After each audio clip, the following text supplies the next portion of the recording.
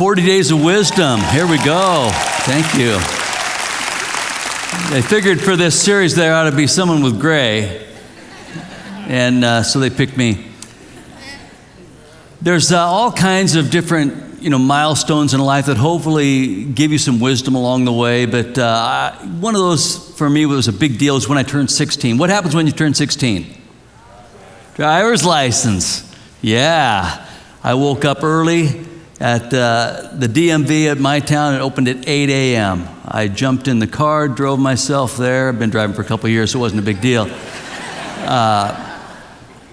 Got to the DMV, and they make you take a test, right?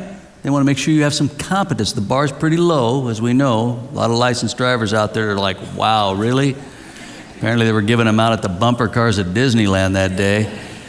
But I went, took the test, and now I'm legal. All right, this was like, yeah, freedom. This is awesome. The problem is it's a life and death deal, cars. Because it's a couple tons, it's got an engine and a gas pedal, and a 16-year-old behind the wheel where all the receptor sites in the brain haven't connected yet. This is a dangerous life or death deal, kind of a milestone event. But be careful with it. When I was 13, I had another one of those. I wanted to go and get a new shotgun to go hunting with my friends. And, that wasn't unusual in my town where you'd be riding your Stingray, carrying a shotgun down to the river to go duck hunting. Nobody even thought anything of it. Nobody went, oh my gosh, we better call the police. They said, good luck, man. And you went hunting. The problem is I went to go pick up the shotgun. You know what they made me do? I had to take a hunter safety course. I'm 13. What could go wrong? What they wanted to teach you is, if you're carrying a loaded shotgun, you don't want to be talking with your hands, things like that. Just, really good stuff. Why? It's a life or death deal. It's really important. What I want to talk about today is kind of a life or death deal too, although you might not think of it that way, but it is life-giving or life-draining, the words that we use and the tone that we use when we talk to each other. It's hugely important because we set an atmosphere for our lives by how we communicate. We all do it, whether it's someone that you are familiar with or just someone that you're doing business with throughout the day. Just random encounters. How we talk has a tremendous impact on the atmosphere that we are creating for the life that we want to live. What kind of atmosphere do you want to create? What kind of atmosphere do you want to live in? Oh, but you don't understand, Mike. It's the other people in my life that talk this way, and they're the ones that are creating. There's certainly some truth to that. What's your part? When they amp up, do you amp up? When they amp up, do you shut down? You see, you don't have to let them determine your attitude. What are you going to do with the atmosphere that you're creating where you live? Well, everyone is issued one of these mouths when they're born. And there's no Department of Motor Mouths to monitor this. You don't take a test to make sure that you are able to use this weapon properly. And so you end up doing a lot of damage. Or damage is done to you in this process. Now, it's God's desire that we experience abundant life. And the tongue is a life or death deal in this process, every one of us.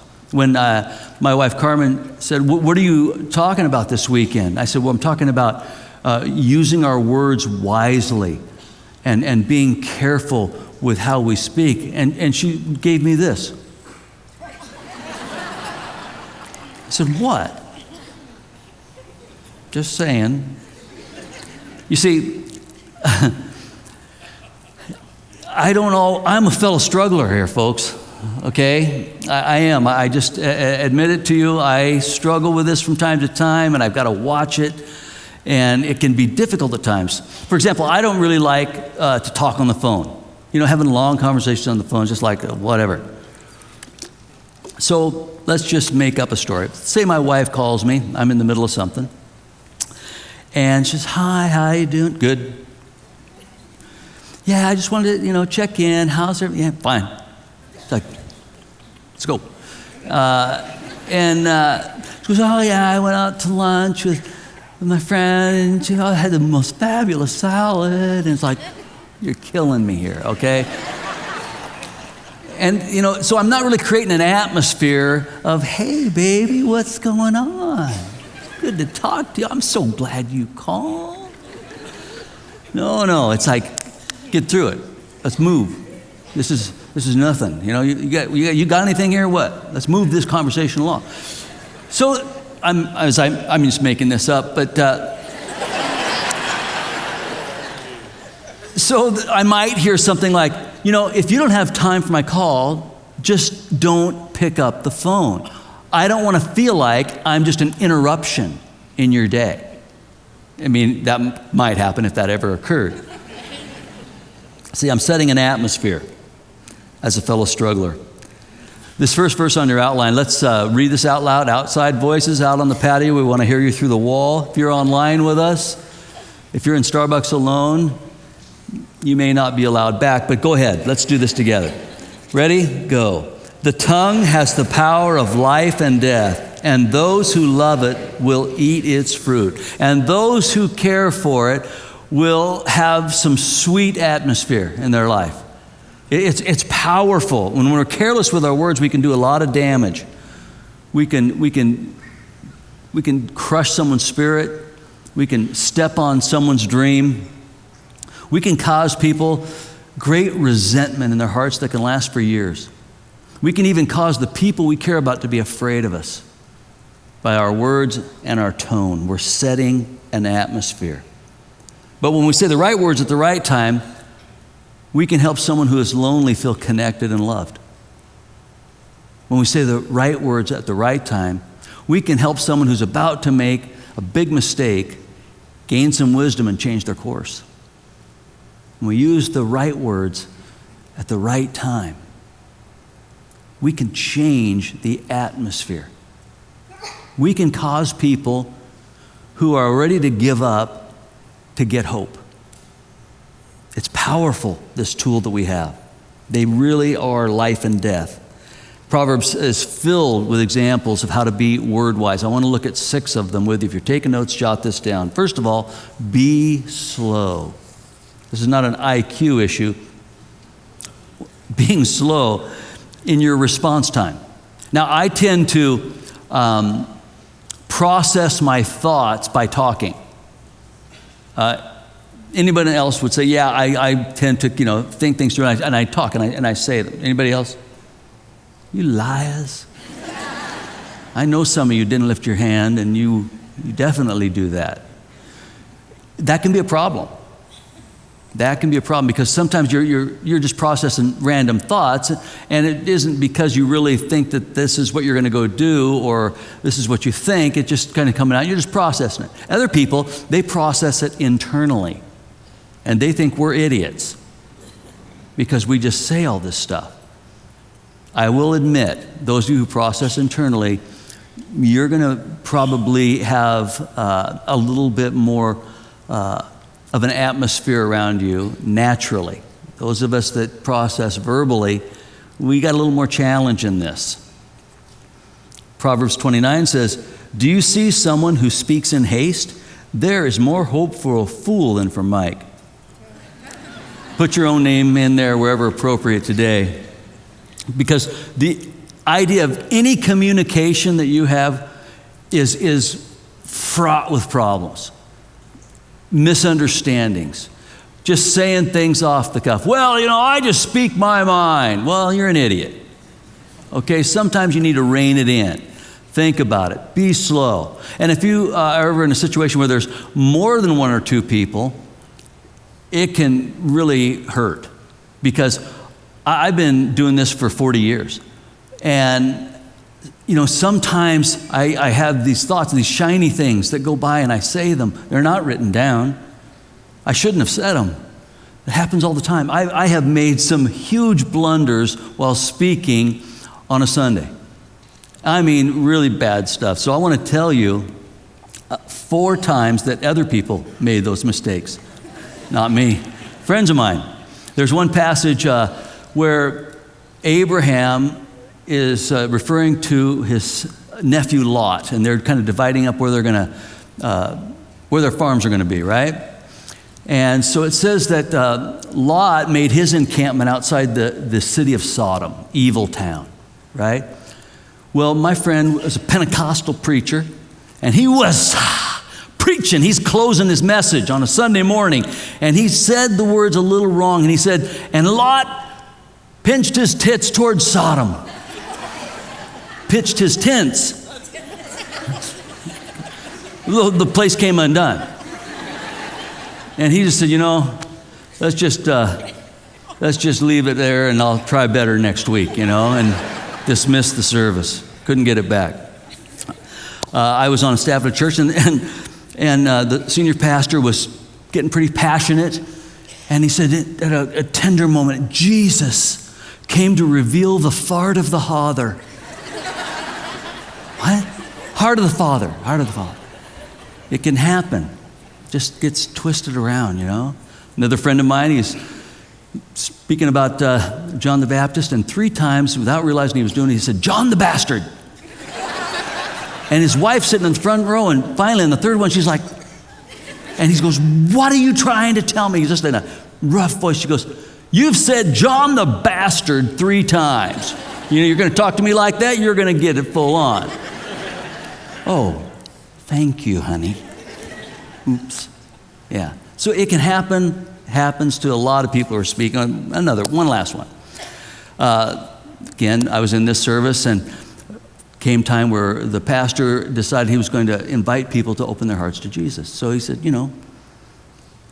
close your eyes, bow your heads. If you want to receive Jesus, I just want you to look up at me, lift your hand, and I just want to recognize that you're making that choice. So people are doing that. Are you receiving Jesus? Yeah. Are you opening your heart to Jesus? Yeah. Are you receiving Jimmy? Jimmy? Is that Jesus' little brother? No, I wanted Jesus.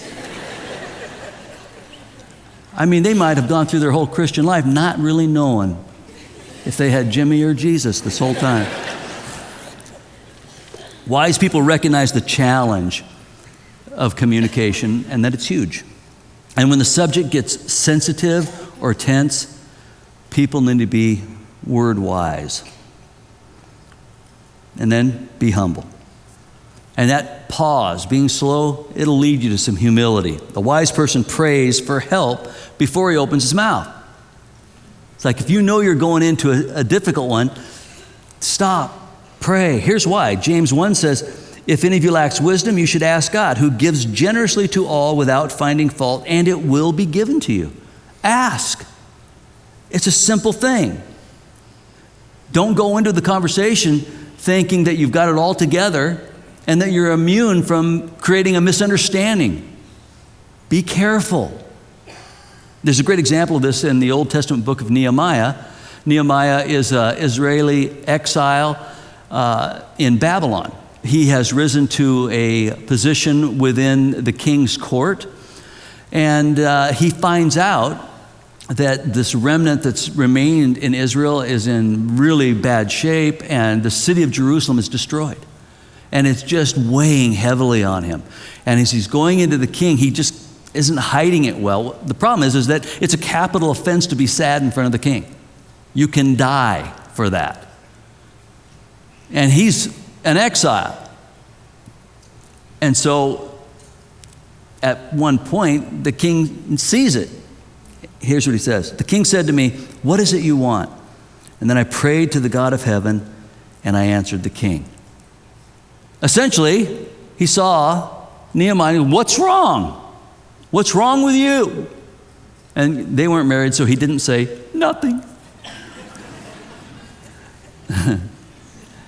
It's a shiny thing there. He prayed before he answered. He stopped. He thought. He asked God for help. Life and death rested on what he said next. It was hugely important. If you pray first and speak second, you'll say something like, God, help me to be clear. Help me to be kind. Help me to communicate this in a way that is life-giving. Now, if you speak and then you'll pray, your prayer may go more like, oh God, why did I say that? You will pray. I suggest you pray first, not second. I walked into a conversation as a new Christian. I was, 18 years old, and I heard a sermon where this tax collector has Jesus over, and he says, I'm gonna repay everything I've taken. And I'm sitting there listening to this, and I realized, well, I worked as a bellboy at the Holiday Inn. And I had been stealing towels and sheets and pillowcases, giving to my friends. Everyone was drying off on a Holiday Inn towel. And I realized, I've stolen this stuff. So Jesus, I'm sorry. Yeah, I'm sorry. No more. I won't be stealing anything like that. No. And kind of felt like, well, maybe need to go and take care of this with the boss. And I was like, no, we don't want to do that. Silly Jesus, But I just continued to feel like that's what I needed to do. And so, I go in and I'm asked to speak with the manager, Tex Hager. He was the local boxing promoter as well.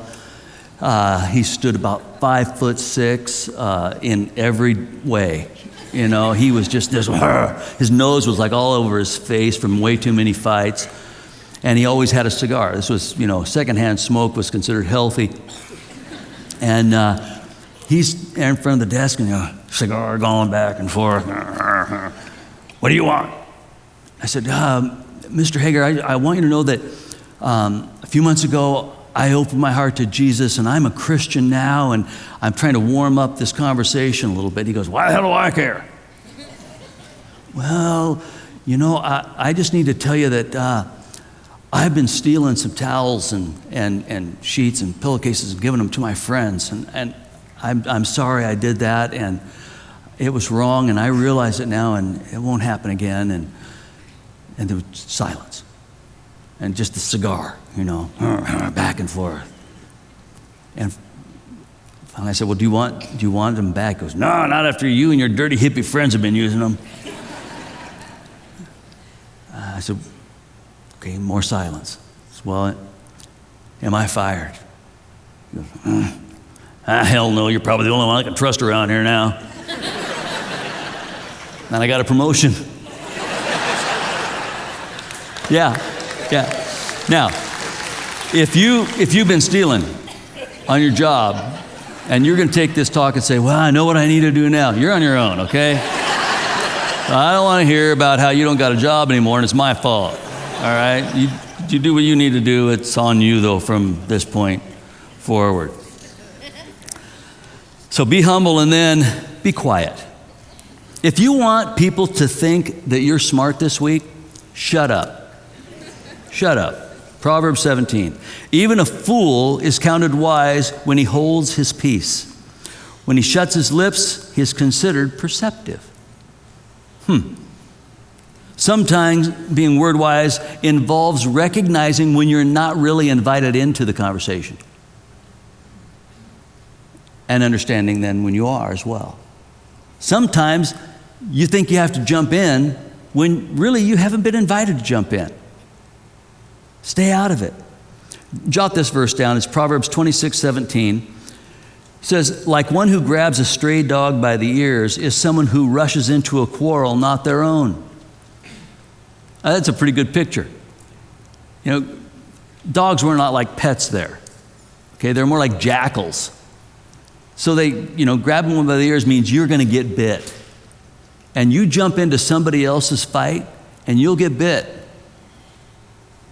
You will get bit in the process. Be careful. My brother Steve in grade school, he had a paper out Sunday morning. He comes home and he's just a mess. He's got blood running down one arm. What happened? He says, well, there was this cat in an alley and he had a rat trapped and I decided to save the rat. Rat just chewed him up. He went like this and it jumped on his arm. And he wasn't the brightest light in the room at that point, You don't jump in uninvited. Be careful. And when people do come to you, you can make the choice to either be a lightning rod where you ground it and diffuse that conversation, or you can take their invitation to join their side of the argument and grab the cattle prod and go and see who else you can stir up. Be a lightning rod, not a cattle prod. Proverbs 11, it is foolish to belittle one's neighbor. A sensible person keeps quiet. You don't have to go around fixing everything, fixing everyone. All you middle children, just, I know you need to make peace with everybody and make sure everyone loves each other.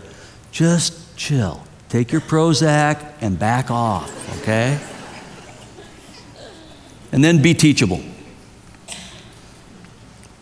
Be teachable. Are you willing to maybe hear some things that are difficult, that are hard at times? Proverbs 27:6, wounds from a sincere friend are better than many kisses from an enemy. Wounds from a sincere friend. Someone who's saying truth to you that can be hard to hear at times. In my 20s, I led a group of people from the church I was at to Israel. And we had a great trip. We were exhausted when we got through the end of it. We're getting on a plane in Tel Aviv to make the awful flight across the pond.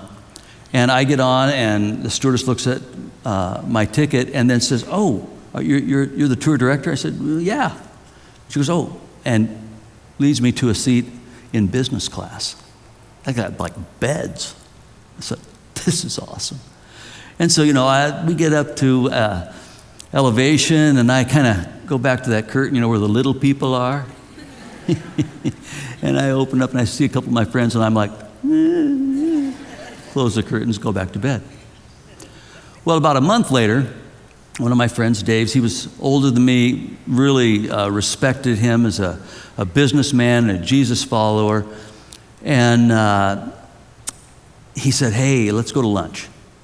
And we did. And he said, "Man, that trip to Israel was great." He said, "Yeah, and when you got bumped up to business class?"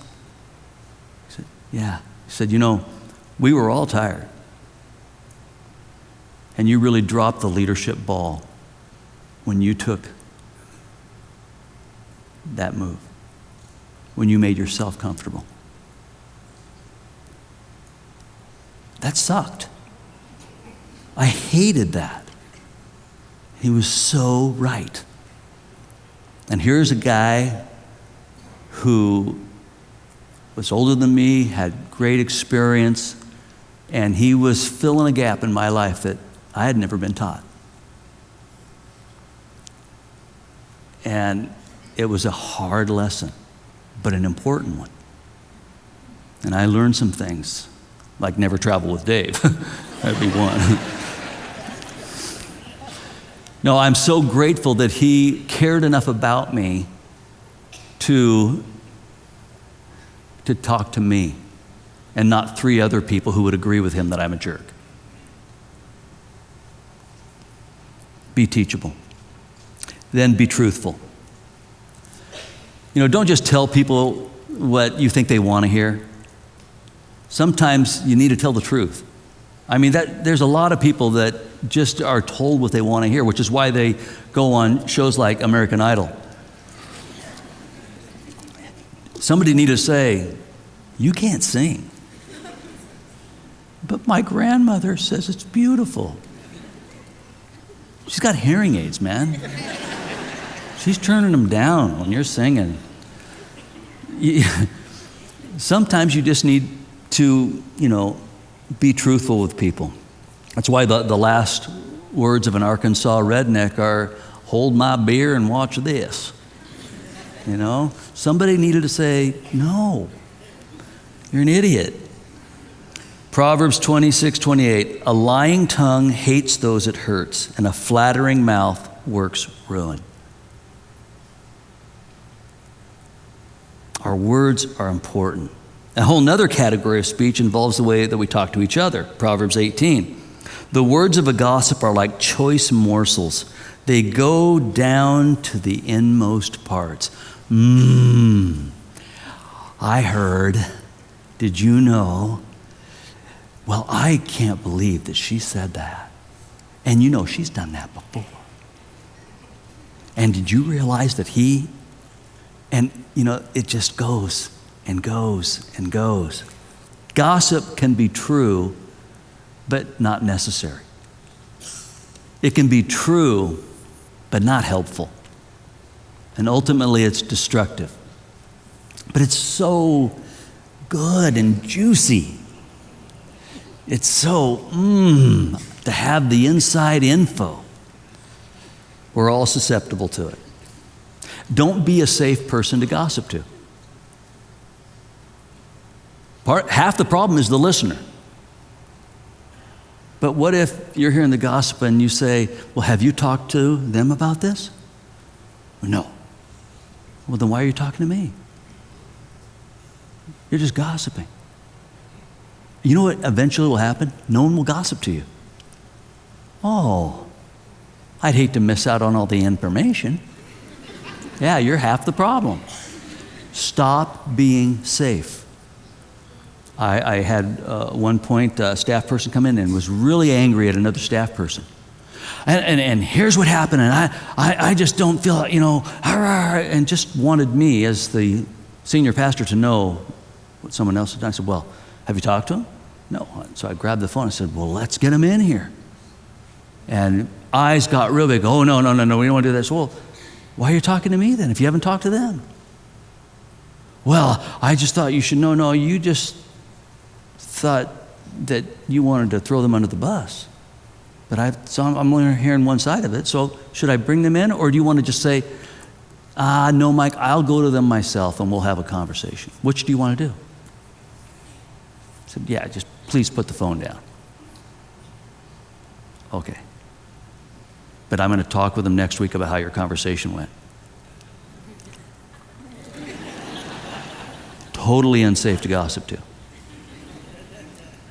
Our membership covenant has one little phrase in it that when you become a member, you say, I will refuse to gossip. That's important. Well, I'm a member and I never gossip during the worship service. You know, you might want to extend that just a little bit. See, gossip can end friendships. It can splinter families, shatter reputations, and divide churches. It's important. Be truthful as long as it's helpful. And then finally, be healing. Be healing. Consider what you're saying. Would it be okay if the person was standing behind you listening to what you were saying? Would you still say it? I got an email from someone. There was like 3 people on this email, and some statements were made. And one of the other people on the email emailed me and said, this is a bunch of crap. And just went off. And then hit send and didn't realize it was reply all.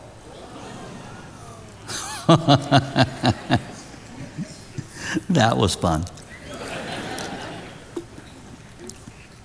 Jesus knew that we would have these problems, and he told us why it happens, Matthew 12. From the mouth speaks what the heart is full of. So if I've got a mouth problem, perhaps I've really got a heart problem. That there's some pain, resentment, anger, there's stuff in there, and the symptom is what I say and how I say it. And the real issue is my heart. Jesus is in the business of healing and transforming hearts. And if you open yourself and are honest with yourself, he can begin to do a work of healing, and it'll change the atmosphere of your life. The atmosphere that you really want to live in. An atmosphere of peace.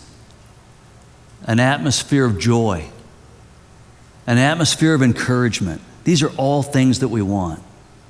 Proverbs 15:1 says, a soft answer turns away wrath, but a harsh text, tweet, or Facebook post stirs up anger.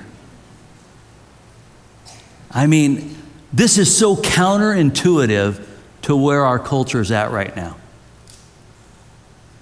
What I'm saying is not popular, but it's true. and it's life-giving. And you realize there are a lot of people out there tweeting and texting and posting that are stirring up all kinds of anger. And we want to jump in and go, like, yeah, you go. Just back off. Proverbs 15:4, the soothing tongue is a tree of life, but a perverse tongue crushes the spirit. There's creative power in our words and our tone. See, God spoke and creation began. It was words. We are created in the image and likeness of our Creator, and likewise have the ability to create an atmosphere. What are you creating? What are you creating on your job? Oh, yeah, but I'm just a worker. I don't have any influence on my job. Yes, you do. Maybe you're the boss. What kind of atmosphere are you creating with your words and your tone? You can make a huge difference. Authors Ken Blanchard and Barbara Glanz tell a story in one of their books that Barbara was doing a conference for frontline workers of a large grocery store chain. There were 3,000 people that she was speaking to, checkers, baggers, all the people that work behind the counters at a grocery store. And she talked about creating an atmosphere in their store that drew people in. She talked about creating moments and memories by your words and your attitude. And about a month after that talk, she got a phone call from a 19-year-old bagger named Johnny. And he proudly stated that he was a Down syndrome individual. And here's one of the things he said to her. He said, I liked what you talked about, but at first I didn't think I could do anything special. After all, I'm just a bagger. Then I had an idea. Every night after work, I'd come home and find a thought for the day. If I can't find a saying I like, I just think one up. And then Johnny would have his dad help him, and they would get on the computer and put this thought for the day several times on sheets of paper, and he would cut them up and sign the back until he had 300 ready for his next day of work. And then he said this, when I finish bagging someone's groceries, I put my thought for the day in their bag and say, thanks for shopping with us. It was his step of encouragement, right? Well, a month later, the store manager calls her up and says, I understand that Johnny called you, and I got to tell you follow up on that. She says, I was walking through the store, and there is a line at the checkout down to the freezer section. I called up more checkers and went into the line and said, here, we can help you quicker, and nobody would move. He said, no, we want to stay in Johnny's line. They wanted their thought for the day. About a month after that, the manager called again. Give him another update. He said this, Johnny has transformed our store. Now, when the floor department has a broken flower, instead of throwing it away, they find someone and pin it on them in the store. The guys corralling the carts, they make sure the wheels work. The whole culture of the store has changed. It can happen in a grocery store, in an office, in a neighborhood, and most importantly, in a home. What kind of atmosphere are you creating? I know it's easy to say, well, I talk this way and I do that because of them. They make me. And you got to own it before there can be any change of heart. And it can be difficult. But what if this week we made the choice? I want to bring an atmosphere. I want to set an atmosphere when I go to a store when I am in my home, on the job, whatever encounters you're in, what if we decided to create an atmosphere of love, an atmosphere of joy, an atmosphere of encouragement? I'm just telling you, it's going to come back on you tenfold. There's a great payoff. You see, there's the power of death in our words, but more importantly, there's the power of life in our words.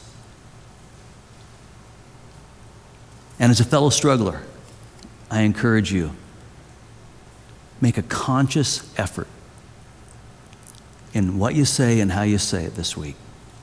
Would you pray with me? Jesus, thank you for your patience with us. Thank you that in the middle of difficult, at times, strained conversations, that you'll give us wisdom. You'll give us words of life. Help us, Lord, to be discerning of when to speak and when to be quiet. Help us to think and consider and pray for the Holy Spirit to fill us and to use us to create an atmosphere in ourselves, around the people we care about, and the world we live in. In Jesus' name we pray. Amen.